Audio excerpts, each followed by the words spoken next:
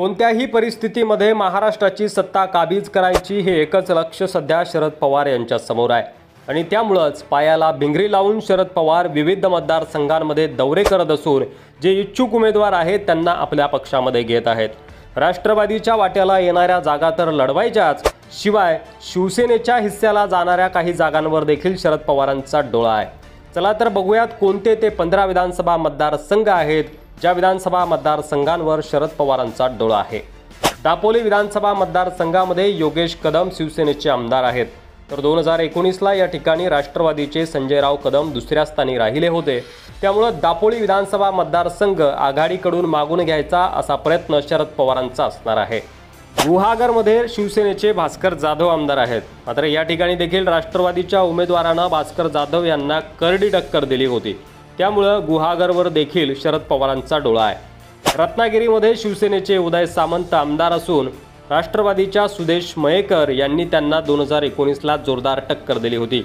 त्यामुळे रत्नागिरी हा विधानसभा मतदारसंघ राष्ट्रवादीच्या वाट्याला कसा आणता येईल यासाठी शरद पवारांचा प्रयत्न सुरू आहे असं बोललं जातंय। राधानगरी विधानसभा मतदारसंघामध्ये प्रकाशराव आबिटकर हे शिवसेनेचे आमदार आहेत, तर दुसऱ्या स्थानी राहिले होते 2019ला राष्ट्रवादीचे शिवाजी पाटील आणि त्यामुळे राधानगरी विधानसभा मतदारसंघ देखील शिवसेनेकडून मागून घेण्याची तयारी शरद पवार करत आहे असं बोललं जात आहे। चोपडा विधानसभा मतदारसंघात देखील शिवसेनेचाच आमदार आहे, मात्र या ठिकाणी देखील राष्ट्रवादीची ताकद चांगली असल्यानं हा विधानसभा मतदारसंघ देखील राष्ट्रवादी लढवेल यासाठी शरद पवार प्रयत्न करत आहेत। एरंडोल विधानसभा मतदारसंघामध्ये शिवसेनेचे चिमणराव पाटील आमदार आहेत, तर दुसऱ्या स्थानी राहिले होते राष्ट्रवादीचे सतीश पाटील आणि त्यामुळे एरंडोल विधानसभा मतदारसंघ राष्ट्रवादीला मिळावा यासाठी शरद पवार प्रयत्न करत आहेत।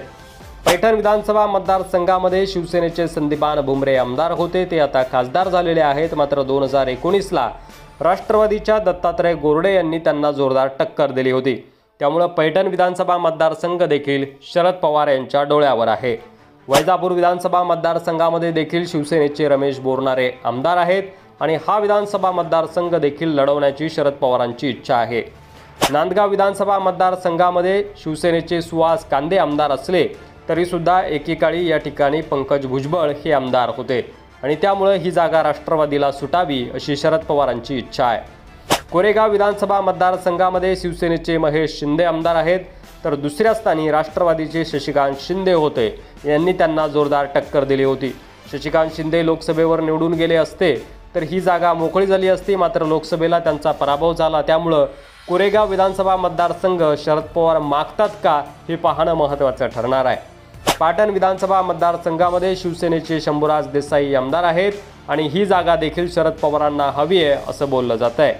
परंडा विधानसभा मतदारसंघामध्ये शिवसेनेचे तानाजी सावंत आमदार आहेत, तर 2019ला दुसऱ्या स्थानी होते राष्ट्रवादीचे राहुल मोटे आणि त्यामुळे परंडा विधानसभा मतदारसंघ देखील शरद पवारांच्या डोळ्यावर आहे।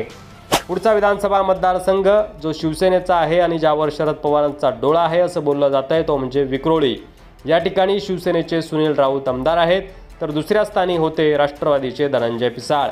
कुर्ला विधानसभा मतदारसंघामध्ये देखील अशीच परिस्थिती आहे। शिवसेनेचे मंगेश कुडाळकर या ठिकाणी आमदार आहेत, मात्र हा मतदारसंघ लढवण्याची देखील राष्ट्रवादीची इच्छा आहे। तर शेवटचा विधानसभा मतदारसंघ ज्या मतदारसंघामध्ये आमदार आहे शिवसेनेचा, मात्र या मतदारसंघावर डोळा आहे शरद पवारांचा, तो म्हणजे कर्जत विधानसभा मतदारसंघ। शिवसेनेचे महेश थोरवे या ठिकाणी आमदार आहेत, तर 2019ला राष्ट्रवादीच्या सुरेश लाड यांनी त्यांना जोरदार टक्कर देत दुसरं स्थान पटकावलं होतं। तर हे होते 15 विधानसभा मतदारसंघ जे शिवसेनेच्या ताब्यात आहे आणि ज्यावर शरद पवार यांचा डोळा आहे। यापैकी किती मतदारसंघ शिवसेना राष्ट्रवादीच्या शरद पवार यांना सोडेल असं तुम्हाला वाटतंय आणि कोणत्या मतदारसंघामध्ये शरद पवार जिंकू शकतात असं तुम्हाला वाटतंय कमेंट बॉक्समध्ये लिहायला विसरू नका। व्हिडिओ आवडला असेल तर जास्तीत जास्त शेअर करा।